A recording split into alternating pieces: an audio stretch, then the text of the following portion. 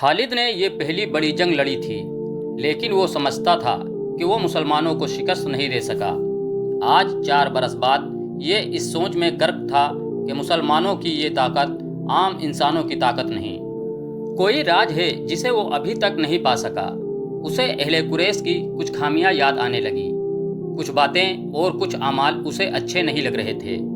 उसे यहूदियों की 2 बड़ी खूबसूरत औरतें भी याद आने लगीं जो अहले कुरैश के सरदारों में घुल मिल गई थीं। वो जानता था कि यहूदी अपने निस्वानी हुस्न के जादू से अहले कुरैश पर छा जाने की और इन्हें मुसलमानों के खिलाफ इस्तेमाल करने की कोशिश कर रहे हैं। ये तरीका उसे पसंद नहीं था। लेकिन इनमें से एक औरत एक रोज़ खालिद से मिली तो खालिद ने महसूस किया कि ये औरत जो कुछ कह रही है उसमें अकल व दानिश है। इस औरत के हुस्न व जवानी का अपना एक असर था, लेकिन तिलिस्म जो उसकी ज़बान में था उसका असर खालिद ने महसूस किया था। कुछ देर तक ये औरत खालिद के ख्वाबों पर छाई रही। उसका घोड़ा हिनहिनाया तो खालिद जैसे ख्वाब बेदारी से बेदार हो गया। वो तेजी से उठा, घोड़े पर सवार हुआ और फिर मदीने के रास्ते पर हो लिया। वलीद का बेटा खालिद शहजादा था, ऐश व इशरत का भी दिलदादा था, लेकिन फ़न हर्ब व जर्ब का जुनून ऐसा कि ऐश व इशरत को इस जुनून पर हावी नहीं होने देता था। मदीने की तरफ जाते हुए उसे वो यहूदन याद आई जिसका नाम युहावा था। उसने इस यहूदन को जहन से निकाल दिया, लेकिन युहावा रंग बिरंगी तितली बनकर उसके जहन में उड़ती रही। खालिद उसे जहन से निकाल ना सका। खालिद के जहन में उड़ती हुई उस तितली के रंग फीके पड़ने लगे कि तमाम रंग मिलकर सुर्ख हो गए। खून जैसे सुर्ख ये एक भयानक याद थी। खालिद ने उसे जहन से उगल देने की बहुत कोशिश की, लेकिन तितली जो जहरीली भीड़ बन गई थी उसके जहन से ना निकली। यह मुआरकाए ओहद के 3-4 माह बाद का एक वाक़या था। ये एक साजिश थी जिसमें वो शरीक न था, लेकिन वो कबीला कुरैश का बड़ा ही अहम फर्द था। मुसलमानों के खिलाफ किसी साजिश में शरीक न होने के बावजूद दावा नहीं कर सकता था कि वो इसमें शरीक न था। मुआरकाए ओहद में जख्मी होने वाले बाज अहले कुरैश के जख्म अभी ठीक नहीं हुए थे कि एक रोज़ खालिद को खबर मिली कि मदीने से 6 मुसलमान तबलीग इस्लाम के लिए रजी की तरफ जा रहे थे कि उफ़ान से थोड़ी दूर एक गैर मुस्लिम कबीले ने उन्हें रोक लिया और उनमें से 2 को मक्का लाया गया है और इन्हें नीलाम किया जा रहा है। खालिद दौड़ता हुआ वहां गया। वो मुसलमान खबीब बिन अदी रदियल्लाहु ताला अन्हु और जैद बिन दिस्ना रदियल्लाहु ताला अन्हु थे। खालिद दोनों को जानता पहचानता था। वो उसी कबीले के अफराद हुआ करते थे। उन्होंने इस्लाम कबूल कर लिया था। उनमें हुब्बे रसूल का ये आलम था कि रसूल खुदा सल्लल्लाहु अलैहि वसल्लम पर जाने कुर्बान करने को तैयार रहते थे। रसूल खुदा सल्लल्लाहु अलैहि वसल्लम इन्हें बहुत अजीज रखते थे। खालिद ने देखा कि 4 अफराद इनके पास खड़े थे। दोनों के हाथ रस्सियों से बंधे हुए थे। ये दोनों मुसलमान हैं। एक आदमी चबूतरे पर खड़ा ऐलान कर रहा था, ये दोनों ओहद में तुम्हारे खिलाफ लड़े थे। इनके हाथों तुम्हारे अजीज और खून के रिश्तेदार मारे गए थे। है कोई जो इंतकाम की आग बुझाना चाहता है? इन्हें खरीदो, इन्हें अपने हाथों कत्ल करो और खून के बदले खून बहाओ। ये आदमी सबसे ऊंची बोली देने वाले को मिलेंगे। बोलो। 2 घोड़े, एक आवाज़ आई। बोलो, बढ़कर बोलो। 2 घोड़े, एक ऊँट। एक और आवाज़ आई। घोड़ों ऊँटों को छोड़ो, सोने में बोली दो। सोना लाओ, दुश्मन के खून से इंतकाम की प्यास बुझाओ। वो लोग जिनके करीबी रिश्तेदार ओहद की लड़ाई में मारे गए थे बढ़ बढ़ कर बोली दे रहे थे। खबीब रदियल्लाहु ताला अन्हु और जैद रदियल्लाहु ताला अन्हु चुपचाप खड़े थे। उनके चेहरों पर खौफ न था, घबराहट नहीं थी, हल्की सी बेचैनी भी नहीं थी। खालिद हुजूम को चीरता हुआ आगे चला गया।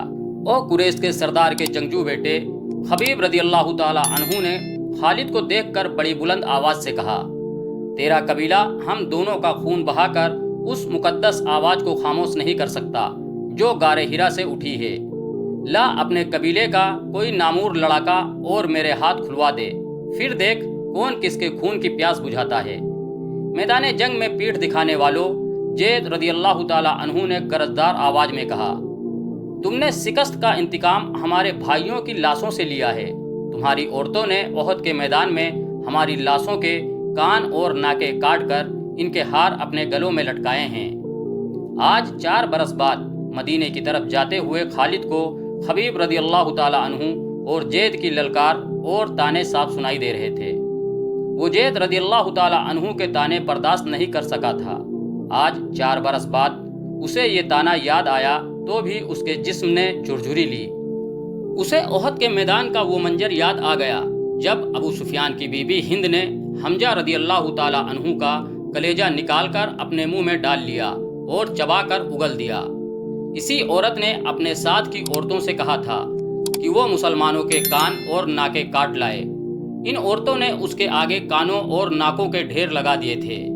ہند نے ان کانوں اور ناکوں کا ہار بنایا اور اپنے گلے میں ڈال لیا تھا اور وہ پاگلوں کی طرح میدان میں ایک گیت گاتی اور ناچتی پھری تھی۔ اس منظر کو اس کے شوہر ابو سفیان نے پسند نہیں کیا تھا۔ خالد نے تو نفرت سے منہ پھیر لیا تھا۔ 3-4 ماہ بعد وہ مسلمان جن کے ہاتھ رسیوں سے بندھے ہوئے تھے اسے تانے دے رہے تھے۔ وہ اوچھے طریقے سے انتقام لینے والا آدمی نہیں تھا۔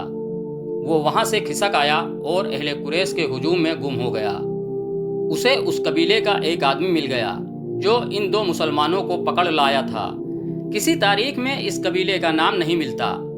مورخوں نے بن حسام کے حوالے سے اسے ایک جنگجو قبیلہ لکھا ہے جو قریش کا اتحادی تھا۔ خالد نے اس جنگجو قبیلے کے اس آدمی سے پوچھا کہ ان مسلمانوں کو کس طرح پکڑا گیا ہے۔ خدا کی قسم، اس آدمی نے کہا، کہو تو ہم مسلمانوں کے رسول صلی اللہ علیہ وسلم کو پکڑ لائیں اور نیلامی کے چبوترے پر کھڑا کر دیں۔ تم جو کام نہیں کر سکتے اس کی قسم نہ کھاؤ۔ خالد نے کہا، ان 2 کو کہاں سے پکڑا گیا ہے؟ یہ 6 تھے۔ اس شخص نے جواب دیا، ہم نے احد میں مارے جانے والوں کا انتقام لیا ہے، آئندہ ایسے ہی انتقام لیتے رہیں گے۔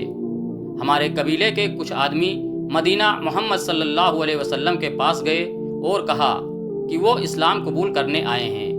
انہوں نے یہ بھی کہا کہ یہ ان کا پورا قبیلہ اسلام قبول کرنے کا ارادہ کر چکا ہے، لیکن پورا قبیلہ مدینہ نہیں آ سکتا۔ ہمارے ان آدمیوں نے محمد صلی اللہ علیہ وسلم سے کہا کہ ان کے ساتھ چند ایک مسلمانوں کو ان کے قبیلے میں بھیجا جائے جو پورے قبیلے کو مسلمان کریں اور پھر قبیلے کو مذہبی تعلیم دینے کے لیے کچھ عرصے وہیں رہیں۔ ہمارے یہ آدمی جب واپس آئے تو ان کے ساتھ 6 مسلمان تھے۔ ادھر ہمارے سردار سارجہ بن مغیث نے 100 آدمیوں کو رجی کے مقام پر بھیج دیا۔ جب یہ 6 مسلمان رجی پہنچے تو ہمارے 100 آدمیوں نے انہیں گھیر لیا۔ تم سن کر حیران ہوگے کہ یہ 6 مسلمان تلواریں نکال کر 100 آدمیوں کے مقابلے پر آ گئے۔ ہم نے 3 کو مار ڈالا اور 3 کو پکڑ لیا، ان کے ہاتھ رسیوں سے باندھ دیے۔ سارجہ بن مغیث نے حکم دیا تھا، وہ مدینے سے کچھ مسلمان تمہارے دھوکے میں آ کر تمہارے ساتھ آ گئے تو ان میں سے 2-3 کو مکہ لے جانا اور انتقام لینے والوں کے ہاتھ فروخت کر دینا۔ ہم 3 کو ادھر لا رہے تھے، راستے میں ان میں سے ایک نے رسیوں میں ہاتھ نکال لیے مگر وہ بھاگا نہیں۔ وہ اتنا پھرتیلا تھا، اس نے ہمارے ایک آدمی کی نیام سے تلوار نکال لی کیونکہ ہم نے اسے نہتھا رکھا تھا۔ اس نے بڑی تیزی سے ہمارے 2 آدمیوں کو مار ڈالا۔ اکیلا آدمی اتنے سارے آدمیوں کا مقابلہ کب تک کرتا؟ وہ مارا گیا اور ہم نے اس کے جسم کا کیما کر دیا۔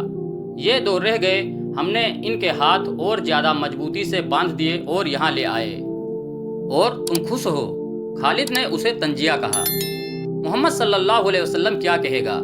اہل قریش اور ان کے دوست قبیلے اتنے بزدل ہو گئے ہیں کہ اب دھوکے دینے اور 6 آدمیوں کو 100 سے مروانے پر اتر آئے ہیں۔ کیا تم نے مجھے یہ بات سناتے شرم محسوس نہیں کی؟ کیا ان 100 آدمیوں نے اپنی ماؤں کو شرمسار نہیں کیا جن کا انہوں نے دودھ پیا ہے؟ تم نے میدان جنگ میں مسلمانوں کا کیا بگاڑ لیا تھا ولید کے بیٹے؟ اس آدمی نے کہا، کیا تم محمد صلی اللہ علیہ وسلم کی طاقت کا مقابلہ کر سکتے ہو؟ بدر میں 1000 قریش 313 سے مار کھا آئے تھے۔ احد کی لڑائی میں محمد صلی اللہ علیہ وسلم کے پیروکار کتنی تعداد میں تھے؟ 700 سے کم ہوں گے، زیادہ نہیں تھے۔ قریش کتنے تھے؟ ہزاروں۔ سن خالد بن ولید، محمد صلی اللہ علیہ وسلم کے ہاتھ میں جادو ہے، جہاں جادو چلتا ہے وہاں تلوار نہیں چل سکتی۔ پھر تمہاری تلوار کس طرح چلی ہے؟ خالد نے پوچھا۔ اگر محمد صلی اللہ علیہ وسلم کے ہاتھ میں جادو ہے تو وہ تمہارے سردار سارجہ بن مغیث کے دھوکے میں کس طرح آ گیا؟ اس کے 4 آدمیوں کو کس طرح مار ڈالا؟ ان دونوں کو محمد صلی اللہ علیہ وسلم کا جادو ایجاد کیوں نہیں کرا لیتا؟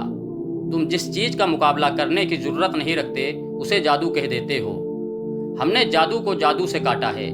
سارجہ بن مغیث کے قبیلے کے اس آدمی نے کہا، ہمارے پاس یہودی جادوگر آئے تھے، ان کے ساتھ 3 جادوگرنیاں تھیں، ان میں سے ایک کا نام یوحاوا ہے۔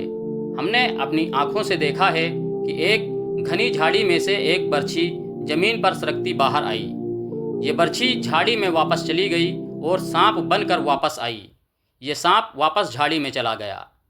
مدینہ کی طرف جاتے اسے یہ واقعہ یاد آ رہا تھا، وہ اسے یاد نہیں کرنا چاہتا تھا، لیکن زہریلی بھیڑوں کی طرح یہ یاد اس کے اوپر بھنبھناتی رہی۔